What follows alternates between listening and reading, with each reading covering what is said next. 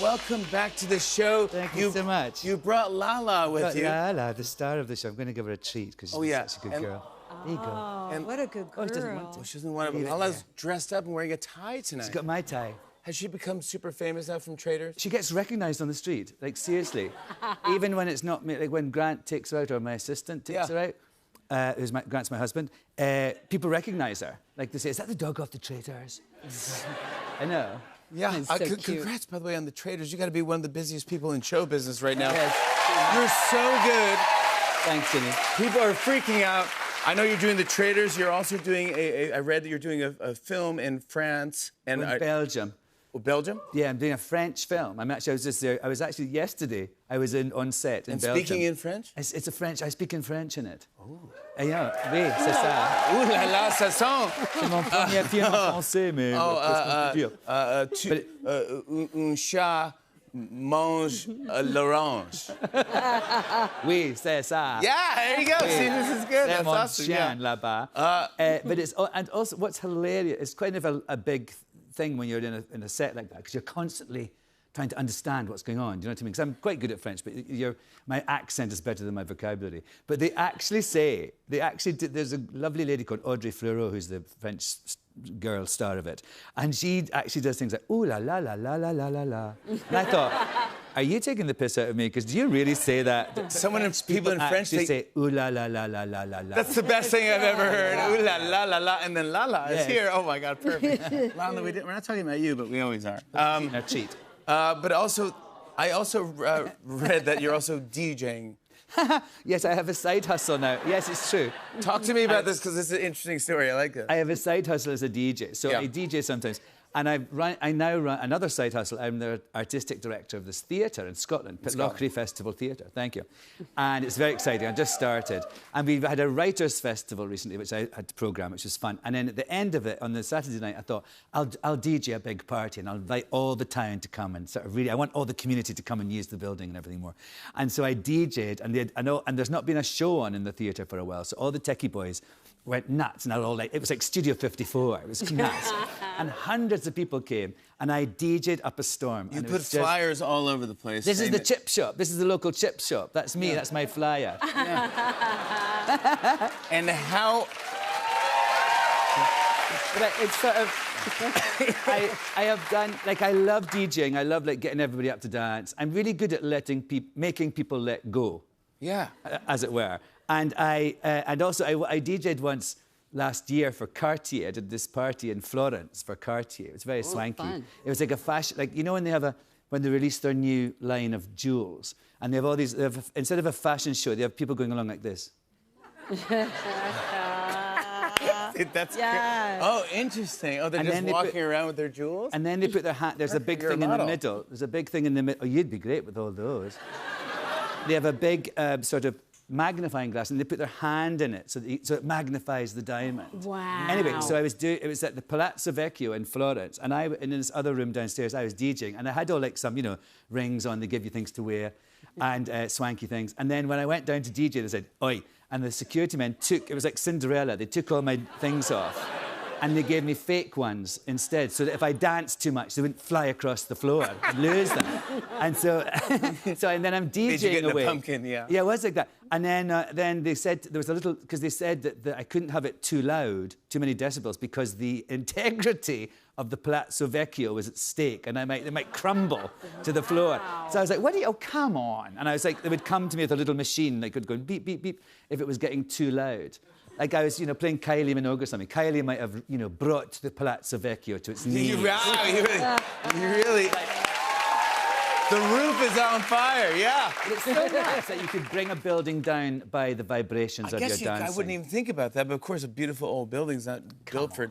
I mean, it's not built for it, but come on. Anyway, that was fun. So that's my... Run for the hills! 30 Rock is going to die. Do you take requests as a DJ? Questlove does not take requests. No. Well, why would you? I mean... No, I know that the hard way. I sort of do. I said in this thing I would, because I thought I wanted to encourage the community. But the thing when you take a request, sometimes if it's a good request, I'll think, oh, that's a good tune, I'll play that. And then if it's a bad one, I'll just say, oh, I can't find it. Or sometimes people get on the dance floor, they'll get their phones like this and just show me on their phones the thing they wanted to do. This song, yeah. I was like, hello. One time somebody put Willkommen from Cabaret. I was like, A, not a dance track. And B, I would rather stick pins in my eyes than play that. You would never do that. You're too cool to do. I wouldn't. Like, imagine if I suddenly put on my song. No. From a music, not a random. One time I went to a club. Musical. I went to a club once. Like I went to a club. I don't really go to a club. I went to a club once, and Axl Rose was there, and they played Guns N' Roses, and he stood up in his booth, and he goes. He turned it off. Like he's like, oh, no, I don't play like that. I don't want to hear Guns. Like for years when I would go on shows like this, they would play Willkommen, and the band would play it, and I would sort of be, oh no, it's like that's a thing. When the first time they played something else, I thought, oh, that's cool. nice. You know what Questlove did once? Was when I came on. Remember that I didn't know until I watched it on telly, and you played the theme tune of The High Life, a sitcom I did in Britain in the 1990s. Right, yeah. I was like, where did you even find that tune? But it was so fantastic. They don't mess around. There's a puzzle every night what the Roots play when you come out. Yeah, you never know what it is. Congrats on The Traitors, by the way. Thank you. Season 3, everyone's loving it. Everyone's talking about it. This is the best season. This is the best everything. This is the best casting. This is the best editing. This is the best you were so cool. Yes, James. The best costumes this year was unbelievable, but I just loved it so much. And I got a sneak peek at the finale. We're no spoilers, but I saw it, man. Oh my God. Carnage. How do you keep a secret? I can't. I watched it three days ago, and I felt so guilty coming into work. It's the.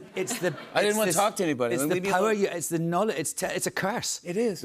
Obviously, I know because I was there, and It's just been. We shot it last June, and ever since I'm just, like I feel, and everyone says to me, "No spoilers." Like that. Yes. And it's this, like, the weight of like nearly spoiling. Oh, I did this, actually, the hilarious story. The first time I did it, season 1, like, so I'd finished filming it and I came back here and I was shooting this comedy special thing for Showtime, a Club Coming comedy thing. Yeah. And there was, thank you. Club Coming, yeah, it's great. And there's a lovely comedian called Pat Regan who is on the bill of this Showtime show, and he said to me, I hear you've just done this new show, Alan, with lots of reality stars. And I went, yes, I have just finished it. And he went, I hear, I love reality shows, and I hear Sari from Survivor was on it. And I went, oh, she wins. And I totally told him. Immediately, you're like, this is season she 1. wins? And he was like, what, his face fell. His face fell, and I was like, oh, sorry. And then, like, someone this was 3 years ago, and someone said recently, he's still talking about it. I'm so sorry, Pat. Yeah, that's just, but it's a pressure. It is a lot of pressure. I'm the worst person to keep secrets. Remember The Good Wife, when I was in The Good Wife? And Will died. Yes. Will died and everything. It was terrible. And it was the best kept secret. Nobody knew. No. And it was just a stunning sort of, everyone was freaked out. I told everybody. Like, I would go, people say, I love The Good Wife. I said, Will dies. And I remember once I was doing a fashion thing and I went and sat down to get my hair done, and the hair person said, oh, I love The Good Wife. I went, Will dies. And I thought, why am I telling a hairdresser? You have to talk all day. I just think, it's the pressure of keeping a secret. If no one's seen The Traitors, basically the idea is, if I could set it up, is, so Lala, come here. Do you want to go up? You want to go with Parker? Go with Parker. Yeah. Well, basically what it is it's a, everyone sits around a table, okay, and they put blindfolds on, and Alan goes around and he taps 3 people on the shoulder. Whoever he taps is the murderer. They're the traitor, and they're going to kill people. So then you take the blindfolds off, and now you're playing the game. So you don't know who the traitor is, who's your friend, what's up, and you live in the same house. So you could be like, hey, good morning, Alan. You go, what does that supposed to mean? What does that mean? Wait, why would Jimmy say good morning? That's interesting. And they go nuts. They go absolutely nuts because they're maddened. Their phones taken away. It's amazing. It's so fascinating. The cast was great this season. So juicy. And sociologically, it's fascinating because you just see people acting, and that's another thing. I'm in the big round table thing. I'm standing. I'm all sort of like this. Welcome to The Traitors. And I'm standing like this. And I see people. I see when they write down who's going to be banished on a piece of chalk. I can see like 3 or 4 of them sneakily behind their backs. And there was one time when Boston Rob, who's this guy you love. He's a legend. I love Boston He's a Rob. total ledge. Ledge. And he clearly was a traitor, and like, duh. And it was there was so much evidence against him, and he managed somehow with his sort of straight guy mesmerising ways to like stop them voting for him. Yeah. And there was one time when they voted Wes off, who was that's my man too. Another one, another love Wes. Love Wes. And so the people were voting, and I thought they're surely going to vote for Rob this time. I mean, surely.